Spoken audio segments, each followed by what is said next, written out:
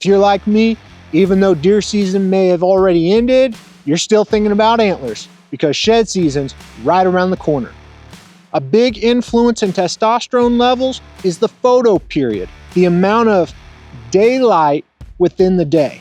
This is true in the late summer when bucks' testosterone starts rising and they shed their velvet, getting ready for that rut.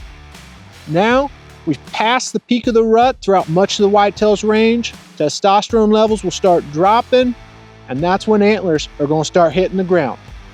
Using Moultrie Mobiles right now is a great way to know when bucks start losing their antlers and it's time to go out into the woods looking for sheds.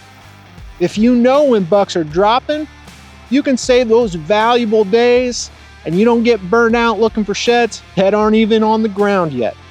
So make sure use those Moultrie Mobiles, know exactly when bucks start dropping their antlers so you can make the most of your shed hunting days. As land managers, seeing when bucks drop their antlers is an important indicator of herd health. Again, that photo period is a window of time where testosterone could start dropping. But if bucks are unhealthy or stressed, they may start dropping earlier. And the longer bucks are holding their antlers into the spring, the healthier they are. Maybe you've got really good habitat and those doe fawns are reaching 65, 70 pounds and they're starting to become receptive.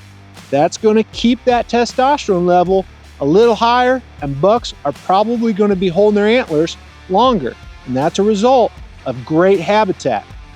If that buck has been injured, maybe during the rut, hit by a car, predators nipping at his heels, that testosterone level can drop and he could shed early. And I say early based on the other deer in the area. As shed hunters, use those Moultrie Mobiles to know when bucks are dropping antlers. As wildlife managers, use that information to tell you if maybe you need to harvest more does, to take off a little more browse, give deer more forage during this period of time so bucks aren't as stressed. Maybe balance that sex ratio a bit so bucks aren't as aggressive and getting injured. A little more stress in the herd. A lot can be learned about what's going on in the deer herd, and that can help you plan some habitat improvement projects so your herd can be really healthy next year. A great example of this is that a couple Growing Deer team members have recently shared Moultrie Mobile videos of several bucks that have already shed antlers. These bucks are in ag country, Iowa and Illinois. You think that's great habitat for deer and they grow some whopper bucks.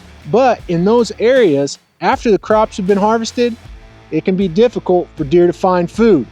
And that can be a real stress trigger, causing those bucks' testosterone to drop and shed those antlers. Here at the Proving Grounds, where we do really good habitat to have food during the winter and good cover so bucks aren't as stressed as if they had low quality habitat, our bucks so far on our Moultrie Mobiles haven't started shedding antlers yet. That tells us our habitat work is really paying off and we have a really healthy deer herd here at the Proving Grounds too. I hope you're able to get outside this winter, find a few big old sheds, learn more about the deer herd where you hunt. Late winter can be a stressful period for deer. If you've got stress in your life, slow down, enjoy creation, but the biggest thing that you can do for eliminating stress in your life and those around you is seeking the Creator every day and listen to His will for your life. Thanks for watching Growing Deer.